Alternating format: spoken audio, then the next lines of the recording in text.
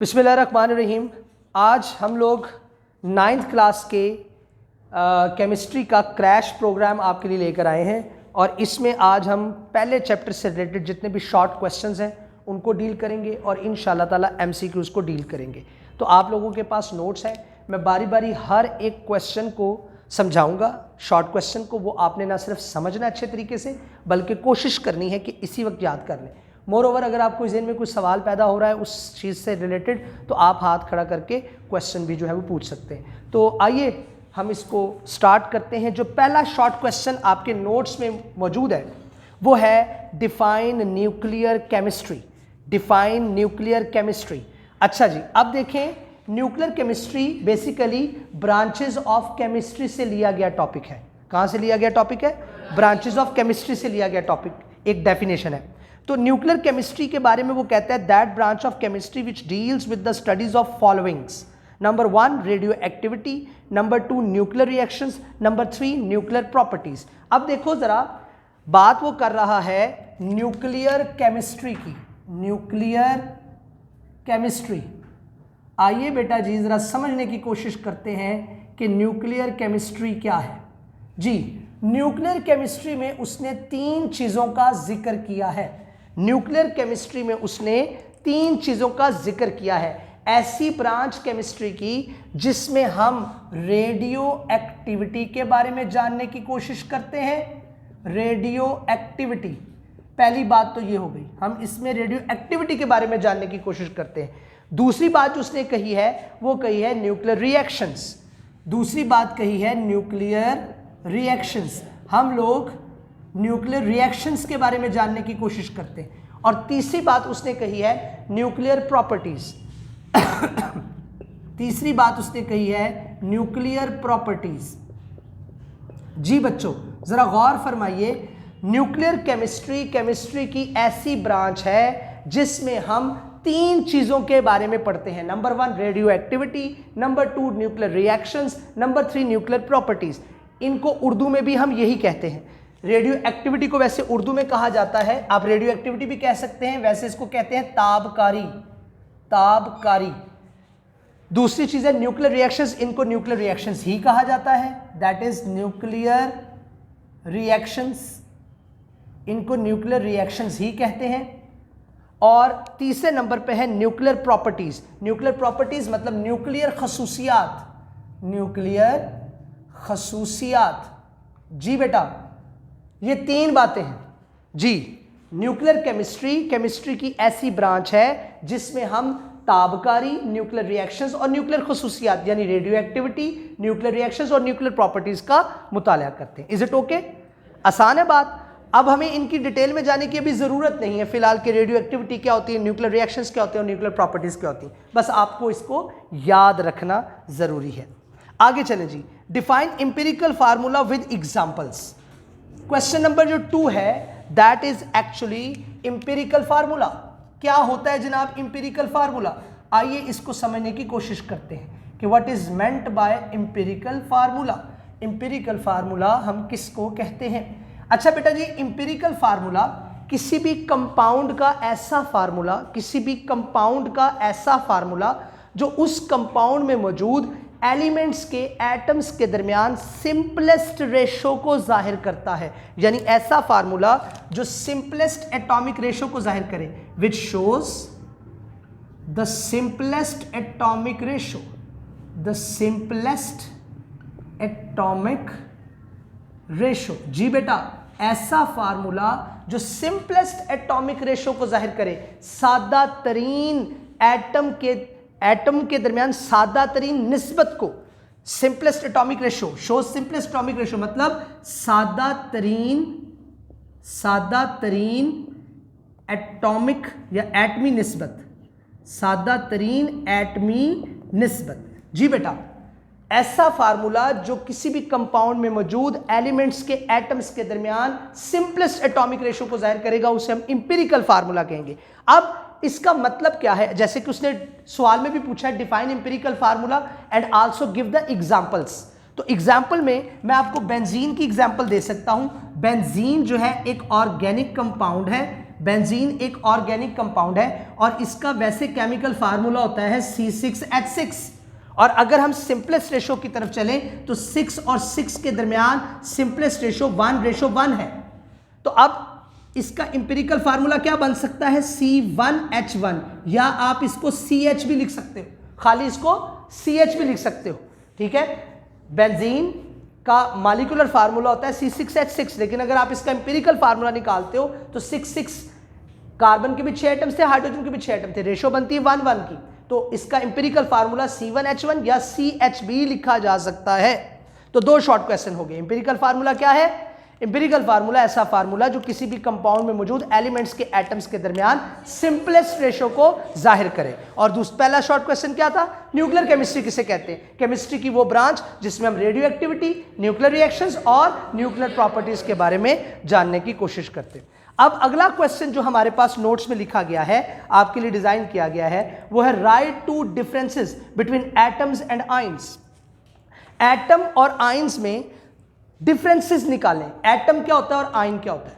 देखिए जो डेफिनेशंस हमने लिखी हैं जरा उसको एक दफा देख लें, उससे डिफरेंस पूछा है, तो डिफरेंस का तरीका ये होता है कि आप बीच में लाइन लगाकर 2-3 पॉइंट्स एक चीज के लिखे, 2-3 पॉइंट्स दूसरी चीज के लिखे, तो एटम और आयन के दरमियान डिफरेंस है। तो सबसे पहले एटम देखें, एटम के बारे में वो कह रहा है it is the smallest particle of an element, ये एलिमेंट का छोटे से छोटा जर्रा है, ये एलिमेंट का छोटे से छोटा जर्रा है। और आयन के बारे में क्या कह रहा है, it is the smallest unit of ionic compound, ये आयनिक कंपाउंड का छोटे से छोटा जर्रा है। जो एटम होता है वो किसी एलिमेंट का छोटे से छोटा जर्रा होता है। जब हम एटम को डिफाइन कर रहे होते हैं, when we are going to define atom, तो हम कहते हैं किसी भी एलिमेंट का smallest particle, the smallest particle of an element, smallest particle of an element, किसी एलिमेंट का छोटे से छोटा जर्रा क्या कहलाएगा, एटम। और जब हम बात करते हैं आयन की, जब हम बात कर रहे होते हैं आयन की, तो आयन क्या चीज होती है, आयनिक कंपाउंड का smallest unit, the smallest unit, the smallest unit of ionic compound, ionic compound का छोटे से छोटा जर्रा क्या कहलाएगा भाई, आयन कहलाएगा। बात फॉलो कर रहे हो, एटम किसे कहते हैं, एलिमेंट का छोटे से छोटा जर्रा, आयन किसे कहते हैं, आयनिक कंपाउंड का छोटे से छोटा यूनिट। क्लियर हो रही है बातें, तो ये इनकी डेफिनेशन होगी। अब डिफरेंस बयान करना है, तो जब आप डिफरेंस बयान करेंगे तो लाइन लगाएंगे, एक तरफ एटम लिखेंगे, एक तरफ आयन लिखेंगे, तो ये पहला डिफरेंस हो गया। दूसरा डिफरेंस, जो एटम होता है ना, एटम वो हमेशा न्यूट्रल होता है, atom is always a neutral particle. What is meant bye neutral, neutral particle ऐसे पार्टिकल को कहते हैं जिस पर कोई चार्ज ना हो, जिस पर कोई ओवरऑल उस पर जीरो चार्ज हो, ओवरऑल उस पर कौन सा चार्ज हो, जीरो। तो भाई जो एटम है वो न्यूट्रल होता है। मिसाल के तौर पे सोडियम का एटम है, इस पे जीरो चार्ज है, पोटाशियम का एटम है, इस पे जीरो चार्ज है, कैल्शियम का एटम है, इस पे जीरो चार्ज है, मिसाल के तौर पे नाइट्रोजन है, उस पे जीरो चार्ज है। तो जब किसी एटम, जब हम एटम की बात कर रहे होते हैं तो एटम वो चीज होती है जिसके ऊपर किसी किस्म का कोई चार्ज नहीं होता, वो न्यूट्रल होता है। और जब हम आयन की बात करते हैं, when we are talking about ion, तो आयन ऐसी चीज होती है जिस पर या तो पॉजिटिव चार्ज हो या उस पर नेगेटिव चार्ज हो। मिसाल के तौर पे सोडियम +1, मिसाल के तौर पे कैल्शियम +2, मिसाल के तौर पे एल्यूमिनियम +3, मिसाल के तौर पे नाइट्रोजन -3, मिसाल के तौर पे O-2, मिसाल के तौर पे F-1। ये सारे वो पार्टिकल्स हैं जिन पर कोई ना कोई चार्ज है, पॉजिटिव चार्ज भी हो सकता है, नेगेटिव चार्ज भी हो सकता है। तो अब एटम और आयन में दो डिफरेंस हो गए। पहली बात, एटम स्मॉलेस्ट पार्टिकल है किसका, एलिमेंट का, और आयन स्मॉलेस्ट पार्टिकल है किसका, आयनिक कंपाउंड का। एटम हमेशा न्यूट्रल होता है, आयन पर हमेशा कोई ना कोई चार्ज होता है, पॉजिटिव या नेगेटिव। अब तीसरा डिफरेंस जो दिया गया है वो इक्वेशन का दिया गया है। जब एटम की बात करें वो तो न्यूट्रल होता है ना, एटम क्या होता है बेटा जी, न्यूट्रल होता है। लेकिन जब हम बात करते हैं आयन की, तो आयन न्यूट्रल नहीं होता। ठीक है, ये बेसिकली तीन डिफरेंस यहीं पर पूरे हो जाते हैं। स्मॉलेस्ट पार्टिकल डेफिनेशन पहले लिखेंगे और आयन की डेफिनेशन लिख देंगे, उसके बाद एटम में न्यूट्रल लिख देंगे और आयन में क्या लिखेंगे, आयन हैज पॉजिटिव और नेगेटिव चार्ज। उसके बाद तीसरा डिफरेंस किसका बनेगा, एग्जाम्पल्स का। क्लियर होगी बातें। अगला जो क्वेश्चन है, क्वेश्चन नंबर 4, वो देखिए, differentiate between cation and A9, ये बड़ा इंपॉर्टेंट है। डिफरेंशिएट बिटवीन कैटाइन, कैटाइन को उर्दू में कैटाइन ही कहते हैं और एनाइन को भी उर्दू में एनाइन ही कहते हैं। लो जी, कैटाइन और एनाइन में फर्क, आइए जनाब देखते हैं। याद रखिए, कैटाइन वो चीज है जिस पर पॉजिटिव चार्ज हो। कैटाइन कौन सी चीज है जिस पर, और एनाइन वो चीज है जिस पर नेगेटिव चार्ज हो। कैटाइन पर हमेशा पॉजिटिव चार्ज होता है, एनाइन पे हमेशा नेगेटिव चार्ज होता है। नंबर 2, कैटाइन हमेशा बनता है by the loss of electron, by the loss of, जब इलेक्ट्रॉन ड्रॉप हो, जब कोई भी एटम इलेक्ट्रॉन अपने आउटर मोस्ट ऑर्बिट से बाहर निकालता है तो क्या बनता है, कैटाइन। और जब भी कोई एटम अपने आउटर मोस्ट ऑर्बिट में इलेक्ट्रॉन दाखिल करता है, गेन ऑफ इलेक्ट्रॉन, तो फिर क्या बनता है बेटा जी, एनाइन। जब इलेक्ट्रॉन लूज होंगे तो कैटाइन बनेगा, जब इलेक्ट्रॉन गेन होंगे तो एनाइन बनेगा। Is it okay? और तीसरी मिसाल, तीसरा जो डिफरेंस आप दोगे वो इनकी एग्जांपल का दोगे। मिसाल के तौर पे कैटाइन में आपने वो एग्जांपल देनी जिन पर पॉजिटिव चार्ज हो। मिसाल के तौर पर सोडियम +1, कैल्शियम +2, एल्यूमिनियम +3। समझ आ रही बात की? और जो एनाइन है उसमें एग्जांपल किसकी दोगे, N-3, O-2, F-1। तो अगर 2 नंबर का शॉर्ट क्वेश्चन आता है, write down the difference between cation and A9, तो आप ये 3 डिफरेंस लिख सकते हैं। क्लियर होगी बात? अब चलते हैं जनाब 5वें शॉर्ट क्वेश्चन की तरफ। जी, 5वां शॉर्ट क्वेश्चन है define valency and radical. Valency और रेडिकल की तारीफ करें। लो जी, अब आ जाए जनाब वैलेंसी के ऊपर। What is meant bye a valency and what is a radical, ये 2 चीजें हमने अब बयान कर दी। वैलेंसी, वैलेंसी किसे कहते हैं? आपने ये सुन रखा है केमिस्ट्री में कि केमिस्ट्री के अंदर एटम्स, चाहे वो सेम एलिमेंट के हों या वो डिफरेंट एलिमेंट के हों, वो आपस में रिएक्ट कर रहे होते हैं। क्या कर रहे होते हैं? एटम्स चाहे वो सेम एलिमेंट के हों, एटम्स चाहे वो डिफरेंट एलिमेंट्स के हों, वो आपस में क्या कर रहे होते हैं बेटा? रिएक्ट कर रहे होते हैं। और इनके रिएक्ट करने की जो सलाहियत है ना, इस्तात है, कैपेसिटी, कैपेबिलिटी, एबिलिटी, उसको बोलते हैं वैलेंसी। किसी एक एटम की किसी दूसरे एटम के साथ मिलने की इस्तात को, मिलने की कैपेबिलिटी को, मिलने की एबिलिटी को क्या बोलते हैं? Valency. The ability of an atom to react with another atom is called as valency. किसी भी एटम की किसी भी दूसरे एटम से मिलने की इस्तात को हम वैलेंसी का नाम देते हैं। That is called as valency. मिसाल के तौर पर हमने आपकी टेक्स्ट बुक से मिसालें ली हैं, जैसे सोडियम है, सोडियम की वैलेंसी 1 है, ठीक है। जैसे कैल्शियम है, उसकी वैलेंसी 2 है। सोडियम की वैलेंसी 1 है, कैल्शियम की वैलेंसी 2 है, एल्यूमिनियम की वैलेंसी 3 है। और समझ आ रही बात की? मतलब ये कि किसी भी एटम के आखिरी ऑर्बिट में, किसी भी एटम के आखिरी ऑर्बिट या आखिरी शेल में जितने इलेक्ट्रॉन पाए जाते हैं वही उसकी वैलेंसी है। जैसे सोडियम के आखिरी ऑर्बिट में 1 इलेक्ट्रॉन है, इसकी वैलेंसी क्या होगी? 1। कैल्शियम के आखिरी ऑर्बिट में 2 इलेक्ट्रॉन है, इसकी वैलेंसी क्या होगी? 2। एल्यूमिनियम के आखिरी ऑर्बिट में कितने इलेक्ट्रॉन? 3, इसकी वैलेंसी क्या होगी? 3। Is it okay? अगली बात अब हम करेंगे रेडिकल की। What is a radical? Radical कहते हैं ऐसे ग्रुप ऑफ एटम्स को, ऐसे ग्रुप ऑफ एटम्स को, एटम्स के ऐसे मजमूए को जिस पर पॉजिटिव या नेगेटिव चार्ज हो, पॉजिटिव या नेगेटिव चार्ज हो। एटम का ऐसा ग्रुप, एटम का ऐसा ग्रुप यानी एटम का ऐसा मजमूआ जिसके ऊपर पॉजिटिव या नेगेटिव चार्ज हो। मिसाल के तौर पर OH-1, ये देखो, ये OH-1 आयन तो है ही है, पर ये आयन की एक स्पेसिफिक केस है जिसको हम रेडिकल बोलते हैं। इसमें ऑक्सीजन मौजूद है, इसमें हाइड्रोजन मौजूद है और कलेक्टिवली इन पर कौन सा चार्ज है? -1। बात फॉलो कर रहे हो? इसी तरीके से सल्फेट SO4-2। अब जरा गौर फरमाएं, ये जो सल्फेट है इसमें सल्फर है, इसमें ऑक्सीजन है, 2 यानी ग्रुप ऑफ एटम हो गया, और उस पर क्या चार्ज है? -2। तो रेडिकल किसे कहते हैं? Group of atom which has positive और negative charge on it. Clear होगी बात? अच्छा जी, अगली जो शॉर्ट क्वेश्चन अगला हमारे पास आ रहा है वो आ रहा है what is a biochemistry. What is a biochemistry. लो जी, ये भी बहुत इंपॉर्टेंट जो है वो डेफिनेशन आ सकती है in the form of short question.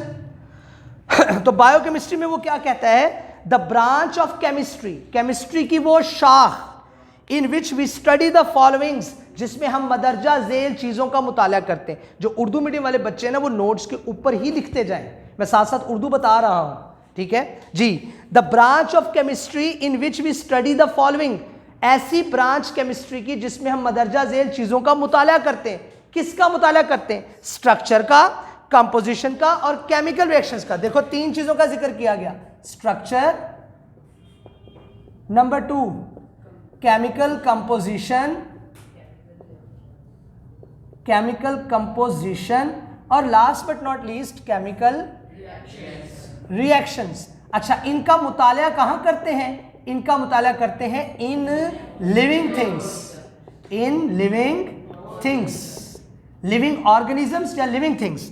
Living things के अंदर केमिकल्स भी होते हैं, लिविंग थिंग्स के अंदर केमिकल, लिविंग थिंग्स के अंदर जो केमिकल्स हैं और जो कंपाउंड्स हैं, केमिकल कंपाउंड की शक्ल में भी हो सकते हैं, एलिमेंट की शक्ल में भी हो सकते हैं। जो कुछ भी लिविंग थिंग्स के अंदर मौजूद है उनकी स्ट्रक्चर को स्टडी करना, लिविंग थिंग्स के अंदर केमिकल कंपोजिशन, यानी हमारे अंदर प्रोटीन है, हमारे अंदर कार्बोहाइड्रेट है, हमारे अंदर विटामिन है, हमारे अंदर वाटर है, हमारे अंदर बहुत कुछ है, उन तमाम की कंपोजिशन को भी स्टडी करना। कंपोजिशन किसे कहते हैं? तरकीब को।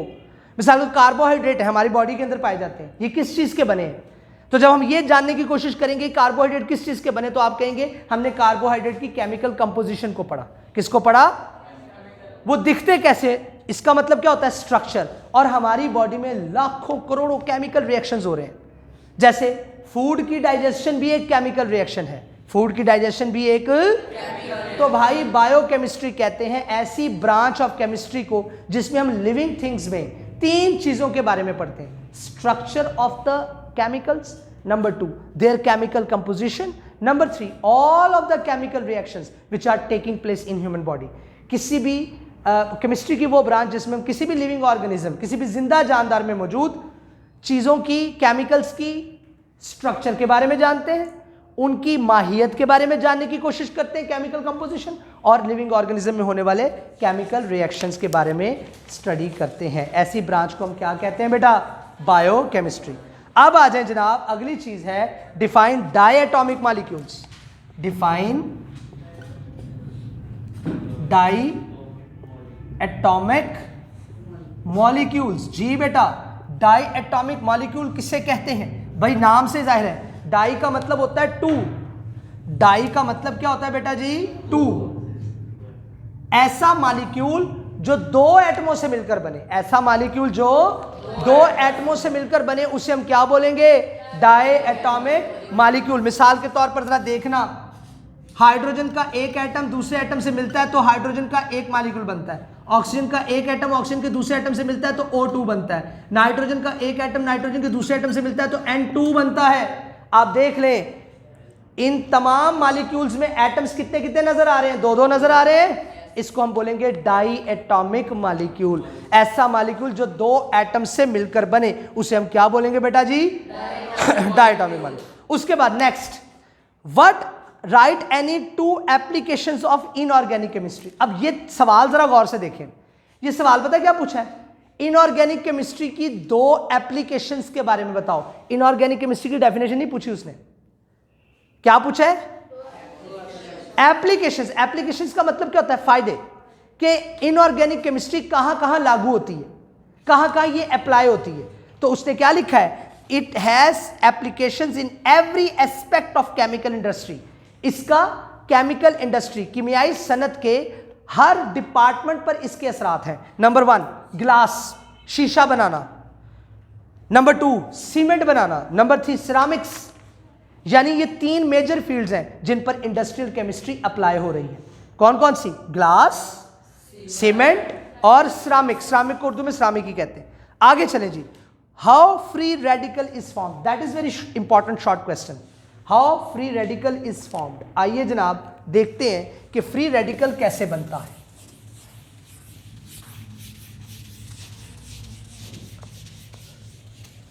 जी बच्चों, आइए फ्री रेडिकल के बारे में जानने की कोशिश करते हैं। What is a free radical? Free radical, जी बेटा, फ्री रेडिकल। अच्छा, फ्री रेडिकल पता है कैसे बनता है? इसके लिए ना हमें किसी भी सब्सटेंस का मॉलिक्यूल लेना पड़ता है। क्या लेना पड़ता है? मॉलिक्यूल। लो जी, हम ले लेते हैं क्लोरीन, Cl2। ये Cl2 मैंने ले लिया। अच्छा, ये जो Cl2 है, अगर हम इसको गौर से देखें, इस Cl2 के मॉलिक्यूल में 2 एटम्स है, मतलब ये डायटोमिक मॉलिक्यूल है ना। अच्छा, ये बनता पता कैसे है? अगर मैं इसको आपको बना के दिखाऊं तो क्लोरीन और क्लोरीन में होता है सिंगल कोवलेंट बॉन्ड। क्लोरीन और क्लोरीन में क्या होता है बेटा जी?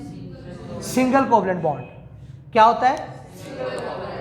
हम इसकी करवाते हैं फिशन। फिशन कहते हैं तोड़ना, होमोलिटिक फिशन। हम इसके दरमियान बॉन्ड को तोड़ देते हैं। हम इसके दरमियान बॉन्ड को क्या कर देते हैं? तोड़ देते हैं, ब्रेक कर देते हैं। एक मॉलिक्यूल में जो 2 एटम्स होते हैं उनके दरमियान जो केमिकल बॉन्ड बना होता है हम उसको ब्रेक कर देते हैं। उसके मॉलिक्यूल के अंदर 2 एटम्स के दरमियान जो बॉन्ड होता है उसको हम क्या कर देते हैं बेटा जी? ब्रेक कर देते हैं, तोड़ देते हैं। जब हम उसको तोड़ देते हैं तो अब आप देखो, जब तोड़ दोगे तो क्लोरीन के दोनों एटम्स अलग अलग हो जाएंगे। क्लोरीन के दोनों एटम्स अलग अलग हो जाएंगे। ये है फ्री रेडिकल। और फ्री रेडिकल को साइन अप करने के लिए हम इसके ऊपर एक छोटा सा डॉट लगा देते हैं। अगर नोट्स में नहीं लगा हो तो लगा लें, अगर नोट्स में नहीं लगा हुआ तो लगा लें। अगर क्लोरीन का मॉलिक्यूल आपके पास है और आप उस मॉलिक्यूल को हीट के जरिए, टेम्परेचर के जरिए ब्रेक कर देते हैं उनके दरमियान कोवलेंट बॉन्ड को, तो उसके बाद जब जो एटम्स फ्री होते हैं उनको हम रेडिकल का नाम देते हैं। Is it okay? आगे देखें जनाब, ये अगला शॉर्ट क्वेश्चन बढ़ाया है, मैं 5 साल पेपर में आया हुआ है। मैं आपको एक बात बताता चलूं आपकी इंफॉर्मेशन के लिए कि इस नोट्स में जितने भी शॉर्ट क्वेश्चन शामिल किए गए हैं ये सारे के सारे लास्ट 5 इयर्स पेपर्स में आ चुके हैं। इसमें से कोई ऐसा क्वेश्चन है ही नहीं जो पेपर में पहले ना आया हो, जो पेपर में पहले ना आया हो। सारे के सारे शॉर्ट क्वेश्चन पहले ही पेपर में आ चुके हैं। अब वो कह रहा है कि जनाब calculate the formula mass of K2SO4, potassium sulphate का फार्मूला मास मालूम करें। लो जी, आइए देखते हैं। अब जरा गौर फरमाइएगा, K2SO4 potassium sulphate, K2SO4 that is potassium sulphate. अब जरा गौर करना, पोटाशियम सल्फेट में ये केमिकल कंपाउंड है और आपको कहा गया है इसका मैस कैलकुलेट करो। इसका क्या कैलकुलेट करो? मैस। अब इसका मास पता है कैसे कैलकुलेट होगा? इसमें जितने भी एटम्स है ना उनके मैसेज को ऐड कर लो। इसमें जितने भी एटम्स हैं उनके मैसेज को क्या कर लो? ऐड कर लो। अब पोटाशियम के एक एटम का मास होता है 39। कितना होता है? 39। और यहां पर पोटाशियम के साथ 2 सबस्क्रिप्ट लिखा हुआ है, सब टाइटल। तो इसका मतलब 2 के साथ मैं इसको क्या करूंगा? Multiply, plus. पोटाशियम के एक एटम का मास कितना होता है? 39। एटम यहां पर कितने हैं? 2, तो 2 को 39 से मल्टीप्लाई करना पड़ेगा। सल्फर के एक एटम का मास होता है 32, 32। अब इसके साथ 2, 3, 4 कुछ भी नहीं लिखा हुआ, लिहाजा ये 32 ही आएगा। ऑक्सीजन के एक एटम का मास होता है 16 और एटम्स कितने हैं? 4। और समझ आ रही बात की? तो अब देखो 39 को जब हम 2 से मल्टीप्लाई करते हैं, 39 को जब हम 2 से मल्टीप्लाई करते हैं तो हमारे पास आता है 78। We have 78 plus 32 plus 64। समझ आ रही बात की? और जब इनको ऐड अप कर लेते हैं तो हमारे पास 174 AMU आ जाएगा। बात फॉलो की है? यानी अगर आपने किसी भी सब्सटेंस का फार्मूला मास या मॉलिक्यूलर मास कैलकुलेट करना है तो आपको क्या करना पड़ेगा? जी जी जी, एटॉमिक मास यूनिट। किसी भी सब्सटेंस की मास को मालूम करने के लिए जो यूनिट इस्तेमाल किए जाते हैं वो बहुत से हैं। किलोग्राम है, ग्राम है, ग्राम पर मोल है। यहां पर उसने AMU यूज किया हुआ, एटॉमिक मास यूनिट। लो जी, 174 आ गया। यानी अगर आपने किसी भी सब्सटेंस का मास मालूम करना हो तो आपको करना क्या पड़ेगा? उस सब्सटेंस के अंदर जितने भी एटम्स हैं उनके मैसेज को ऐड कर लें। अब उसके बाद अगला question, what is meant by atomic number. लो जी, अब अगला सवाल वो ये पूछ रहा है कि एटॉमिक नंबर बताओ क्या होता है। What is N atomic number. याद रखिए किसी भी एटम में, अच्छा पहली बात तो ये एटॉमिक नंबर को जाहिर करते हैं Z से, Z से जाहिर करते हैं। अब अगली बात सुने, किसी भी एटम के अंदर प्रोटॉन्स और इलेक्ट्रॉन्स हमेशा बराबर होते हैं। नंबर ऑफ प्रोटॉन्स, प्रोटॉन्स की तादाद exactly equal to number of electrons. Protons और इलेक्ट्रॉन्स हमेशा बराबर होते हैं। प्रोटॉन की तादाद इलेक्ट्रॉन की तादाद के हमेशा बराबर होती है। तो किसी भी एटम में मौजूद प्रोटॉन्स या इलेक्ट्रॉन्स की तादाद को बोलते हैं एटॉमिक नंबर। किसी भी एटम में मौजूद प्रोटॉन्स या इलेक्ट्रॉन्स की तादाद को क्या बोलते हैं? Atomic number. The number of protons और इलेक्ट्रॉन। अच्छा, इसमें और का लफ्ज क्यों इस्तेमाल किया, या का लफ्ज क्यों इस्तेमाल किया? क्योंकि दोनों की तादाद क्या होती है? बराबर। अगर अनइक्वल होती तो हम और का लफ्ज इस्तेमाल करते, और यानी एंड क्यों नहीं लगाया? और क्यों लगाया? इसलिए लगाया भाई कि यहां पर प्रोटॉन्स और इलेक्ट्रॉन्स की तादाद हमेशा बराबर होती है। तो एटॉमिक नंबर की डेफिनेशन देखो, द नंबर ऑफ प्रोटॉन्स और electrons in an atom is called as atomic number, it is represented by Z. तो हाइड्रोजन का एटॉमिक नंबर मिसाल दी है 1 होता है, कार्बन का एटॉमिक नंबर 6 होता है, और नाइट्रोजन का एटॉमिक नंबर 7 होता है। उसके बाद नेक्स्ट जो हमारे पास आ रहा है शॉर्ट क्वेश्चन, वो आ रहा है what is an Avogadro's number. What is an Avogadro's number? जी, एवोगैड्रोस नंबर किसे कहते हैं? अच्छा, याद रखिएगा, एवोगैड्रोस नंबर को कैपिटल एन और कैपिटल ए से जाहिर करते हैं। कैपिटल एन और कैपिटल ए से। लेकिन ये जो ए है ना, ये सब टाइटल में लिखा जाएगा, नीचे लिखा जाएगा। ए नीचे लिखा जाएगा, साथ नहीं एन के लिखा जाएगा। बात समझ आ रही है? और अब आपको बताते हैं कि एवोगैड्रो नंबर क्या है। आपके पास कोई भी एलिमेंट है या कोई भी कंपाउंड है, आपके पास कोई भी एलिमेंट है या कोई भी, आपने उसका लेना है 1 मोल। क्या लेना है? 1 मोल। जैसे हम लोग किसी भी चीज की कोई क्वांटिटी लेते हैं ना, 1 किलोग्राम, 2 किलोग्राम, 10 ग्राम, ठीक है, ये सारी क्वांटिटीज हैं। तो मोल भी एक क्वांटिटी का नाम है, मिकदार का नाम है।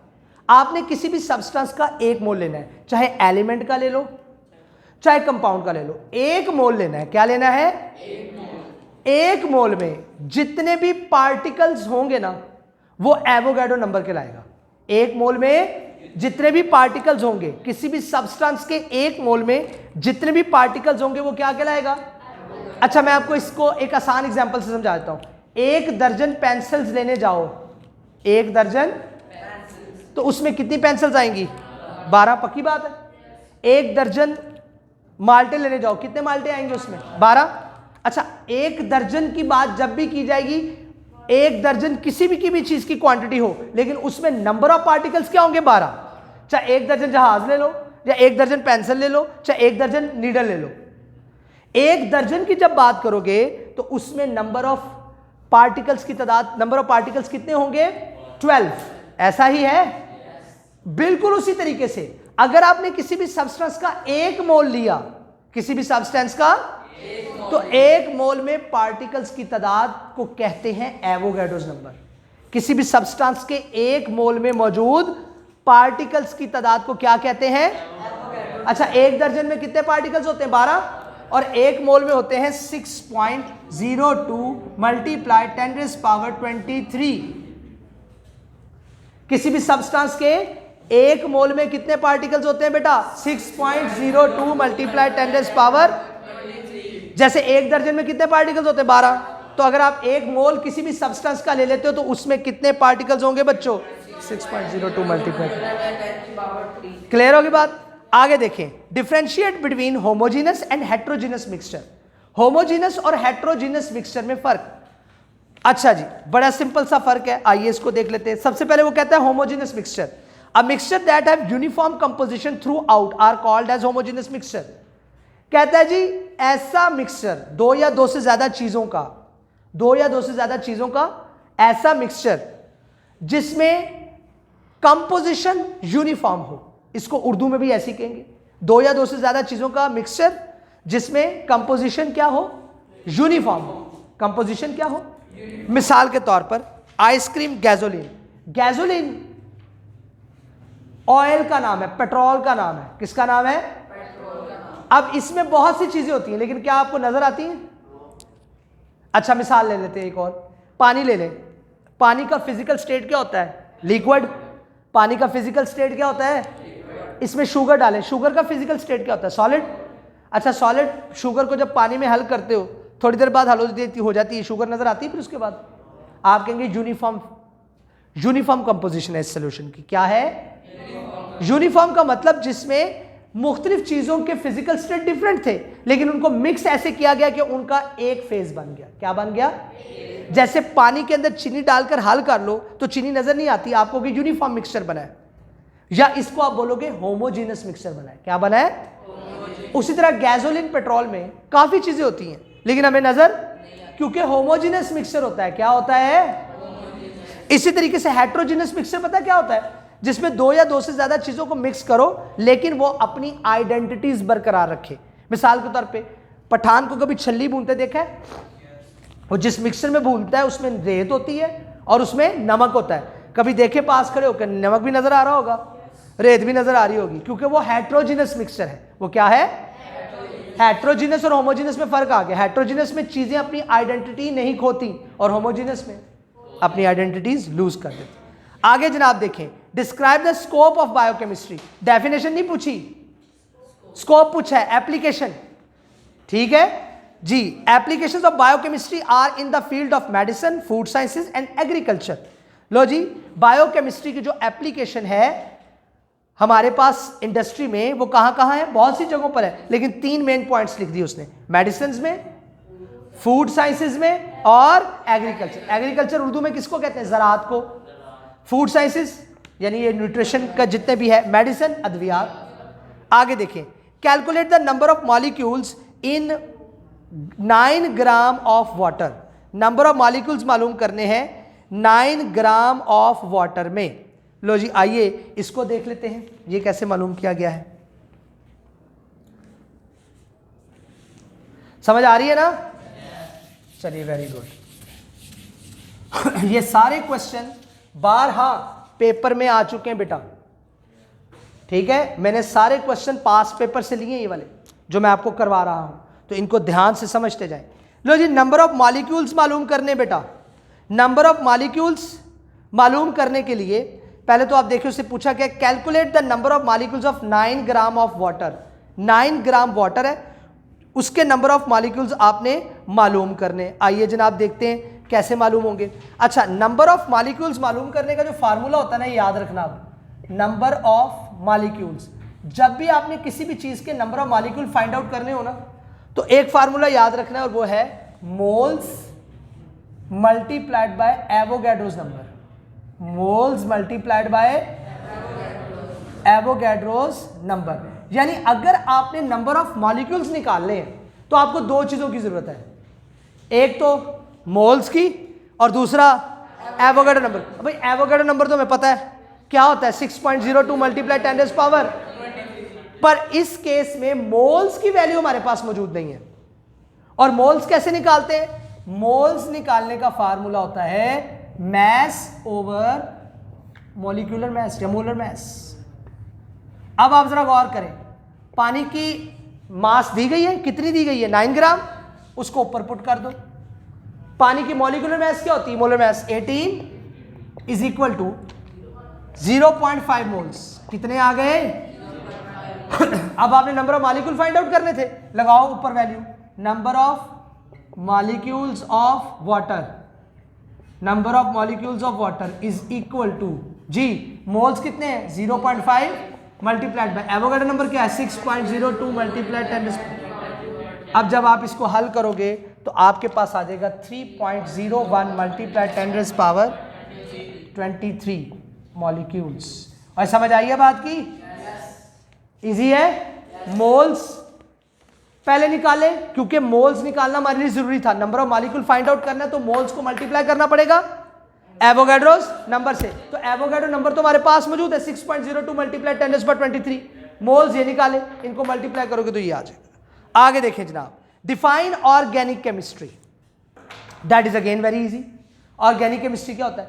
ऐसी ब्रांच जिसमें हम ऑर्गेनिक कंपाउंड्स का मुताला करते हैं। किसका मुताला करते हैं? जितने भी ऑर्गेनिक कंपाउंड्स हैं उनके मुताले को, उनकी स्टडी को हम ऑर्गेनिक केमिस्ट्री कहते हैं। अब आगे आ जाओ जनाब, डिफाइन मोल। ये भी बड़ा इंपॉर्टेंट शॉर्ट क्वेश्चन है। मोल मैंने अभी बताया, मोल किसी भी सब्सटेंस की वो क्वांटिटी है जिसमें कितने पार्टिकल्स होते हैं? 6.02 मल्टीप्लाई 10⁻23। ये भी आपका क्वेश्चन हो गया। अब ये नीचे उसने बताया है, जरा देखें, एक एग्जांपल दी है, 23 ग्राम ऑफ सोडियम अगर आपके पास हो, यानी सोडियम के 23 ग्राम हो, तो अब ये बराबर होता है 1 मोल के, और 1 मोल में पार्टिकल्स की तादाद कितनी होती है 6.02 मल्टीप्लाई 10⁻23। अब आगे देखें, write down the 2 applications of nuclear chemistry. Nuclear chemistry की डेफिनेशन नहीं पूछ रहा, न्यूक्लियर केमिस्ट्री की एप्लीकेशंस पूछ रहा है कि इसके फायदे बताओ। It has large applications in medical treatment, in preservation of food, generation of electrical power. और बात समझ आ रही है? फ्री रेडिकल पहले ही बता चुका हूं, फ्री रेडिकल पहली डेफिनेशन डिस्कस हो गई है। आगे चलें जी। Calculate the molecular mass of HNO3। मालूम कर लोगे अब मॉलिक्यूलर मास कैसे निकालते हैं? सारे एटम्स की मासेस को ऐड कर लेते हैं। Differentiate between physical and chemical properties, ये बड़ा इंपॉर्टेंट क्वेश्चन है। फिजिकल और केमिकल प्रॉपर्टीज में फर्क बताएं।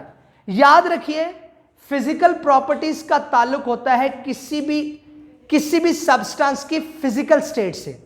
मिसाल के तौर पे अगर आपको कोई कहता है मेरी फिजिकल प्रॉपर्टीज बताओ, तो आप कहेंगे सर मुनीब आपका एक नाक है, 2 आंखें हैं, बाल हैं, हाथ हैं, टांगे हैं, ये मेरी फिजिकल प्रॉपर्टीज हैं जो आपको आम आंख से नजर आ रही हैं, मेरी फिजिकल स्टेट को शो कर रही हैं।